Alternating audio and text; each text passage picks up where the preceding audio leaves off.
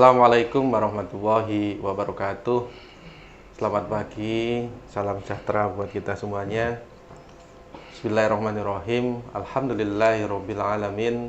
Wassalatu wassalamu ala asrofil anbiya'i wal mursalin Sayyidina wa habibina wa syafi'ina wa maulana Muhammad wa alihi wa sahbihi ajmain, amma ba'du. Yang kami hormati Bapak Dr. Agung Wisnu Barata SSMM. Selamat pagi Pak Agung. Pagi. Sehat Pak Agung. Alhamdulillah. Sampun sarapan Pak Agung. Sarapan 3 kali. Sarapan 3 kali, banyak orang selamatan soalnya. Alhamdulillah. Yang kedua yang kami hormati, yang selalu setia menemani kita acara ini, Ibu Dr. Anda Yuleha MSI, Kabid Pemberdayaan Masyarakat atau Bidang 2. Selamat pagi. Sehat Bu.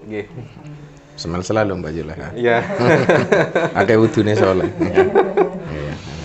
Dan sahabat desa dimanapun Anda berada, khususnya ada di wilayah Hutan Batang, yang pertama dan utama marilah kita bersama-sama bersyukur kepada Allah SWT atas karunia, rahmat, nikmat yang diberikan kepada kita semua, sehingga termasuk pada pagi hari ini, siang hari ini, kita diberi nikmat yang sangat mahal, yaitu nikmat sehat, sehingga kita bisa bertemu kembali, berjumpa kembali dalam kegiatan, dalam acara Laboratorium Administrasi Pemerintahan Desa, sebagai wadah kita untuk silaturahmi, ketemu lagi, dan sebagai wahana untuk edukasi bersama.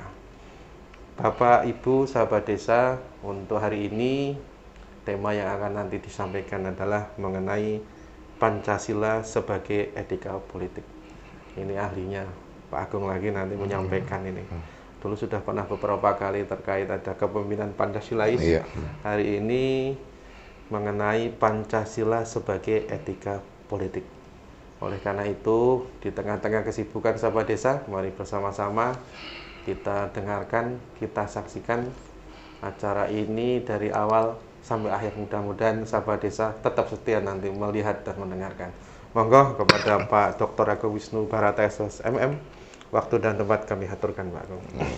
Terima kasih Mas Budi Utomo SE yang selalu mendampingi dalam kegiatan Laboratorium Administrasi Pemerintahan Desa. Kemudian yang saya hormati Ibu Dr. Anda Yuleha MSI juga yang selalu mendampingi kami dalam kegiatan ini.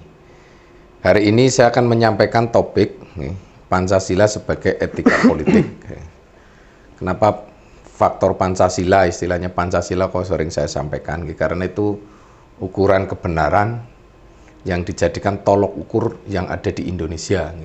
Karena Pancasila sebagai dasar negara dan sebagai pandangan hidup. Jadi karena sebagai dasar dan pandangan hidup, semuanya harus tertumpu pada Pancasila. Makanya konsep apapun yang dibuat di Indonesia tidak boleh melupakan Pancasila, itu Mas Budi. Hari ini saya akan mengangkat Pancasila sebagai etika politik. Bukan berarti Pak Kades, sahabat desa ini sebagai orang politik, itu bukan. Orang banyak kan mengartikan politik itu dalam arti praktis Mas Budi. Kalau berbicara politik biasanya dia berpikirnya, ya tadi saya sendiri sampai lupa kadang-kadang. Berpikirnya ya bupati, presiden, DPR, itu, gubernur itu. Karena biasanya politik itu diartikan dalam arti sempit, hanya memperoleh dan mempertahankan kekuasaan. Padahal pengertian politik itu sebenarnya alat untuk mencapai kebahagiaan masyarakat. Ini yang perlu dicatat. Jadi politik itu diartikan adalah sebagai alat untuk mencapai kesejahteraan masyarakat. Tidak hanya berbicara mengenai cara dan memperoleh kekuasaan. Nah ini masyarakat kita biasanya mengartikan politik itu kotor. Karena apa? Karena di dalam proses memperoleh dan mempertahankan kekuasaan itu jauh dari nilai-nilai yang diharapkan dari nilai ajaran agama maupun moral-moral yang ada. Tapi sebenarnya yang namanya politik itu alat untuk mencapai kebahagiaan masyarakat. Nah, politik yang betul itu bisa diartikan dalam arti pengambilan keputusan. Berarti tugasnya Pak Kades kan ngambil keputusan setiap harinya. Kalau ada permasalahan atau apapun ngambil keputusan, tanda tangan. Itu ya namanya politik Politik juga distribusi anggaran. Mana nyusun APBDes untuk apa itu juga namanya juga politik, itu aja.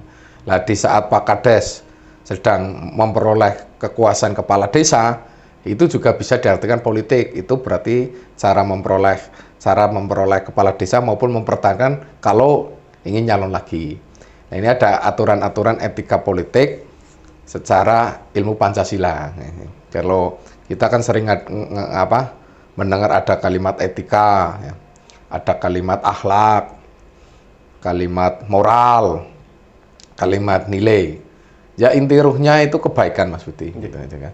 Orang kan punya aturan, punya tatanan. Nah, tatanan aturan itulah yang bisa diartikan salah satu etika. Kalau kita orang PNS berarti punya etikanya yang diatur dalam Korpi yang baru kemarin kita ulang tahun ke-50. Nah ini kesempatan ini saya akan menyampaikan Pancasila sebagai etika politik. Jadi Pancasila itu sebagai ukuran kebenaran di dalam berpolitik. Nah, yang pertama, saya biasa mengartikan dari konsepnya dulu. Pengertian etika. Etika adalah sebuah cabang ilmu yang mengajarkan bagaimana hidup secara arif atau bijaksana. Seneng orang Mas Budi kalau ada orang yang arif dan bijaksana? Pasti senang Pak Agung. Mbak Yuleha seneng ya? Iya. Arif bijaksana biasanya perasaannya halus orangnya. Yeah. Mau memahami lingkungannya, mau memahami berbagai kepentingan. Orang arif dan bijaksana biasanya orangnya tidak egois.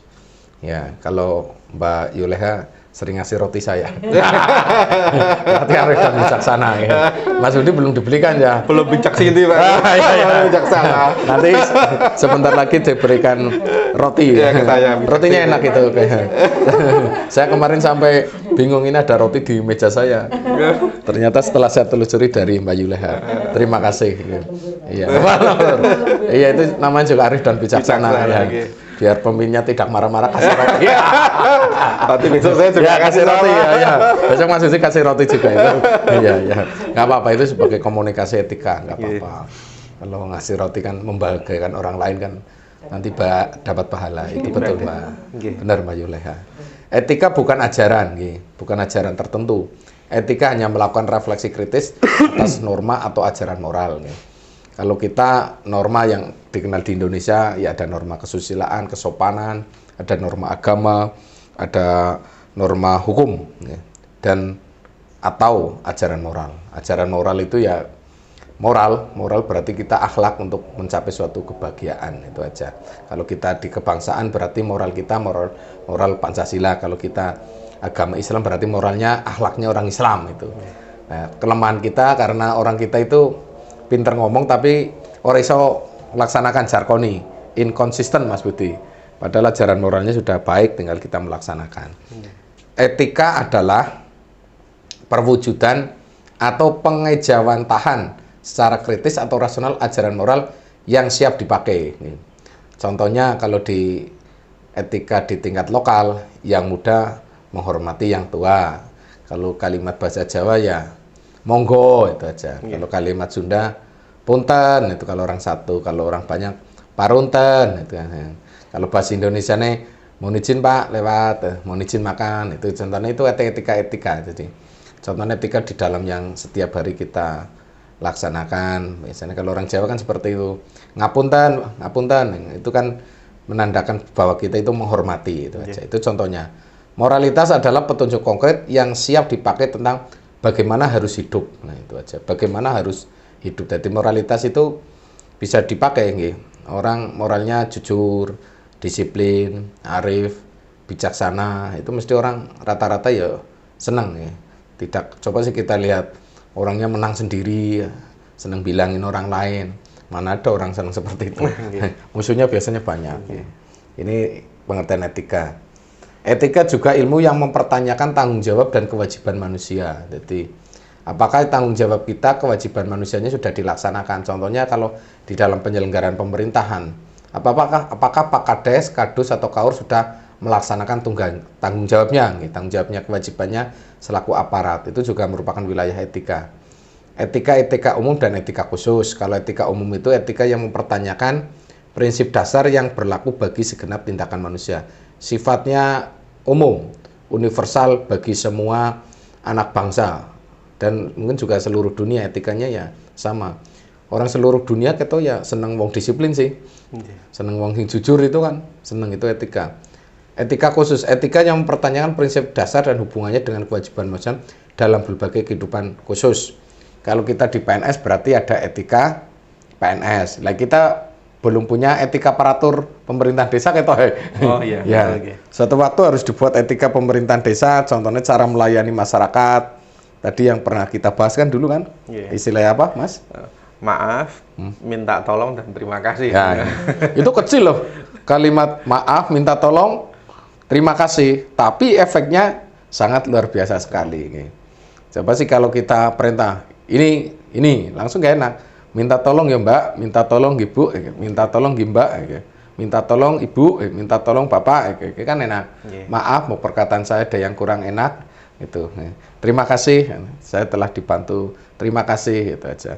Itu kan enak, itu wilayah khusus, tapi kecil, tapi efeknya sangat luar biasa. Dan ini yang memang perlu kita laksanakan di pemerintahan. Itu wilayah etika. Nah, kemudian Pancasila sebagai suatu sistem etika. Jadi sistem itu keseluruhan dari subsistem yang mempunyai kaitan, punya peran masing-masing dalam secara keseluruhan terhadap keseluruhan dari suatu sistem itu sendiri. Kalau tubuh kita itu sistem, Mas Budi. Berarti mata tugasnya untuk melihat. Melihat yang bagus, Mas Budi. Yang cantik-cantik. Yang cantik-cantik. Yang indah-indah. Ya, yang indah kan cantik. Ya, kalau telinga untuk mendengar. Mendengar apa, Mas Budi? Mendengar yang baik-baik. Lah, mendengar gitu. Mendengar yang baik. Kalau mulut untuk apa? Berbicara. Kalau Mbak Juleha untuk nyanyi. Wah. Ini kalau Mbak Juleha paling ahli kalau nyanyi. Saya kalau nyanyi sudah ngantuk jadinya. Sangat luar biasa sekali nyanyinya. Kalau saya nggak bisa nyanyi, Mas Budi. Nah, ini ada mulut, ada telinga, ada kulit, ada rambut, ada tangan, ada kaki. Itu merupakan suatu sistem dari yang punya peran masing-masing dalam suatu tubuh manusia. Itu ibaratnya seperti itu. Sama di dalam etika juga sila ke-1 sampai sila ke-5 itu merupakan suatu sumber etikanya. Karena Pancasila itu sebagai sumber sistem etika. Akan memberi jawaban mengenai konsepsi dasar mengenai kehidupan yang dicita-citakan. Mengenai konsep dasar kehidupan yang dicita-citakan, sebab di dalamnya terkandung prinsip terdalam dan gagasan mengenai wujud kehidupan yang dianggap baik. Karena Pancasila itu dianggap baik, prinsip baik, makanya itu bisa dijadikan suatu etika. Nah, ini etika politik dan etika Pancasila. Sebenarnya mereka samping menyambung ya, etika politik berarti secara umum, etika Pancasila karena kita hidup di Indonesia. Etika politik bagi Indonesia yakni etika yang dijiwai oleh falsafah negara Pancasila. Falsafah negara itu podo bae Pancasila sebagai dasar negara, Mas Budi. Jadi karena Pancasila itu sebagai dasar negara, maka Pancasila itu dijadikan etikanya di dalam kehidupan berbangsa dan bernegara. Yang pertama, ini etika yang berjiwa sila pertama. Sila pertama apa, Mas Budi? Ketuhanan yang Maha Esa. Iya, jangan sampai lupa. Ini saya tes, deg-degan. Mbak Juleha tidak kita tes. Karena sudah hafal. Etika yang berjiwa sila pertama itu percaya akan adanya Tuhan yang Maha Esa. Kalau kita percaya akan adanya Tuhan yang Maha Esa, manusia itu takut terhadap kesalahannya dan mau menjalankan firman-Nya. Istilah kalau pengertian takwa kan, menjalankan semua perintahnya dan menjauhi semua larangannya. Makanya saya sering berbicara, kalau kita sudah percaya adanya Tuhan yang Maha Esa, kita harus takut terhadap dosa-dosa kita. Kalau takut dosa kita, berarti tindakan kita itu akan tertransfer, mana yang boleh, mana yang tidak.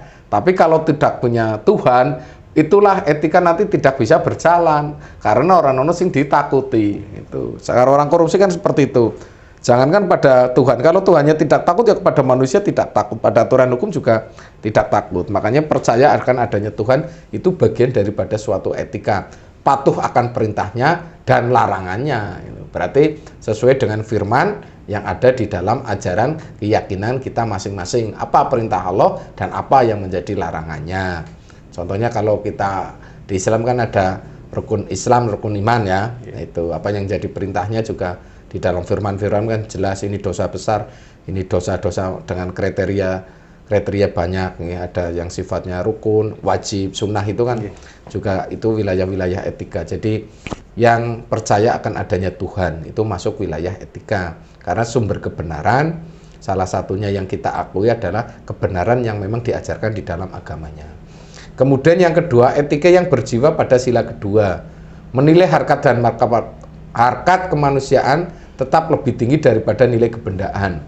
Ini yang bolak-balik saya sampaikan, harkat kemanusiaan tetap lebih tinggi daripada nilai kebendaan. Makanya kayak politik transaksional itu berarti menganggap manusia itu kayak benda itu. Yeah, nah, harkat kemanusiaan berarti orang itu harus diperlakukan sebagai manusia seutuhnya. Tidak membenarkan rasialisme dan sikap membedakan manusia. Saya sering ngambil contoh dalam hal ini, perlakuan kita sebagai seorang pemimpin, kalau kita punya jiwa kemanusiaan yang adil dan beradab, tidak membedakan orang yang datang yang miskin maupun yang kaya, yang tidak punya jabatan atau yang tidak punya jabatan, kita dalam memberikan layanan itu sama saja, Mbak Yuleha. Jadi kalau kita orang yang punya kekuasaan, orang yang punya pengaruh, kita lebih hormat. Tapi orang yang tidak punya pengaruh, tidak punya apa-apa, kita sekepenaknya, itu tidak boleh. Ini salah satu etika berdasarkan kemanusiaan. Kemudian etika yang dijiwai rasa kesatuan nasional, sifat bangsa yang Bhinneka Tunggal Ika. Di dalam etika juga kita harus tahu bahwa kita kan banyak warna, Mas, pelangi. Perbedaan suku, agama, ras, antar golongan, bahasa lainnya. Di dalam etika kita memberikan pelayanan kepada masyarakat tidak membeda-bedakan. Karena dia agamanya sama dengan saya layani dulu.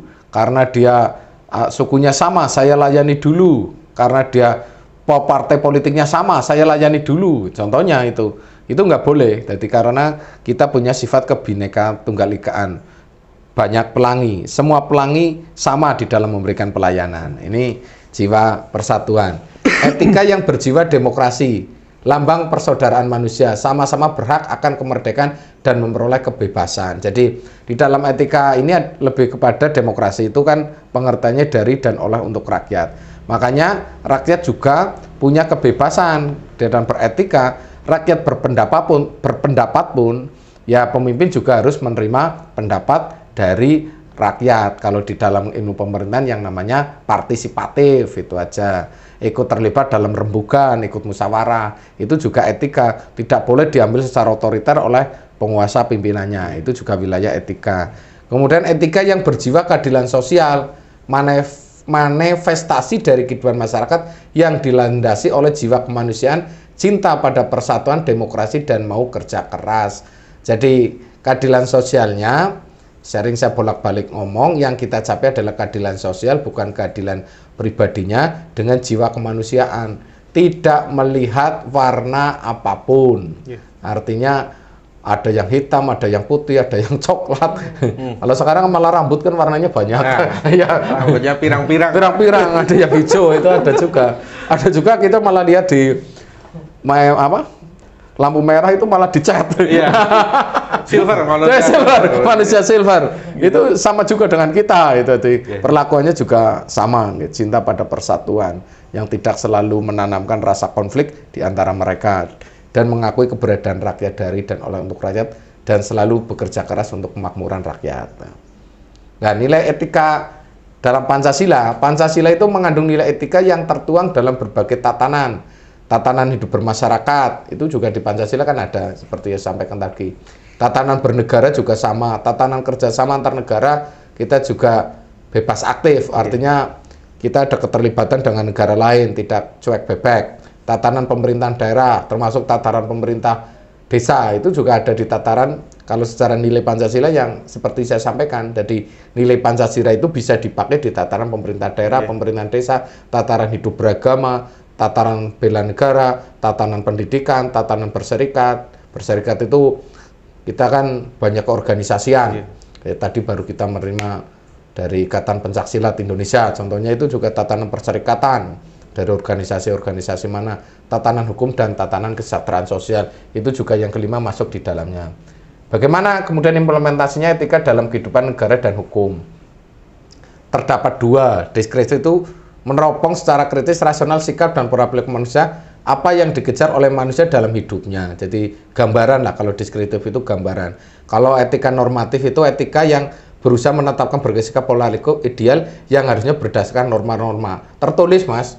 Kalau etika normatif, contohnya kalau kita di PNS etikanya kalau hari Senin berarti pakai kaki, kalau hari Rebo berarti pakai putih, kalau hari Kamis batik, kalau hari Jumat bebas ya. Itu contohnya etika-etika di dalam berpakaian, gitu. Contoh etika-etika yang di dalam berpakaian dan etika-etika yang lain.